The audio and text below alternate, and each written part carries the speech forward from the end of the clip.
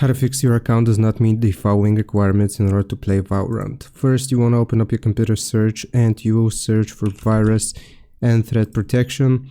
Now, right here, you want to go and click on virus and threat protection settings, manage settings.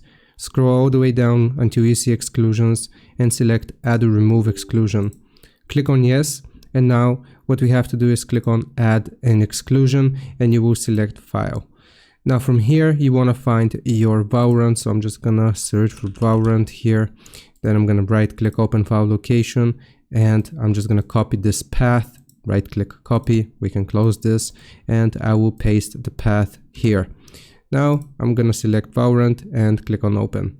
Once you add Valorant as an exception, we need to do one more thing, and that is gonna be temporarily disabling the firewall. So you will search for firewall, check firewall status, or you will just click on Windows Defender Firewall here, and you will select this option, turn Windows Defender Firewall on or off, and you want to try temporarily turning it off and clicking on OK, and that should fix the issue. Hope this helps. Leave a like and sub. I'll see you next time.